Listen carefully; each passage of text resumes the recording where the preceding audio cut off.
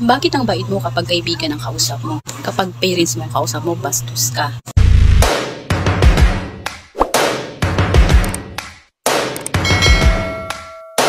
Alam mo, ang parents, ang matagal mong makakasama, sila ang bumubuhay sa iyo.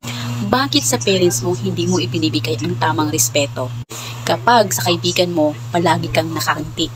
Pag nagkikita kayo ng mga kaibigan mo, ang saya-saya mo, kinakamusta mo pa sila.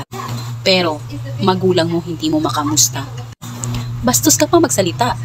Hindi ka nga lumalabas sa kwarto. Hindi mo sila kinakausap eh. Remember, friends, yes, okay yan. May komunidad tayo. Makakasama natin, lumalaki tayo na may mga kaibigan. Nag-share tayo ng mga gusto natin sa buhay sa kanila. Mga kaibigan na sumasabay sa mga trip natin sa buhay.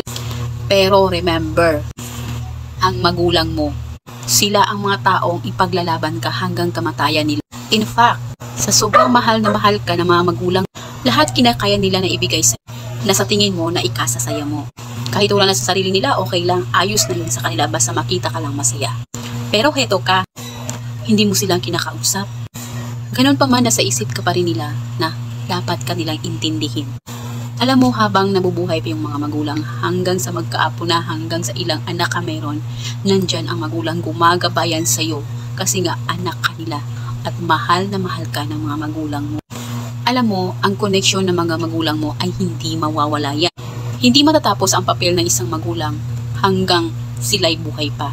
Hanggang sila'y nandito pa sa mundong ito, hindi yan matatapos. Gagabay at gagabayan kanila kayong mga anak. Kaya habang may panahon pa, gawin mo na ang dapat mong gawin. Kaya sana, kung ikaw mabait sa mga kaibigan mo, sana ganun din sa magulang mo. At higit pa, kaibiganin mong magulang mo. Sila ang dapat na kaibiganin mo kasi marami silang alam dito sa mundo. Okay? Sila ang nauna sa iyo. Kaya guys, mga bata, mas lalo mong pahalagahan at mahalin yung mga magulang mo. Nasa sayo yan. Ikaw ang magpasya para hindi ka iyak sa bandang huli. And guys, ang natutunan ko sa buhay ko, kaya sinishare ko lang naman sa inyo. Bye-bye! Sana follow nyo ako, huwag niyong kalimutan at mag-comment na rin. At i-share na rin para makatulong tayo sa ating mga kabataan na parang, ano yata yung mga kabataan natin parang lumalayo na sa kanilang mga magulang. Bye-bye!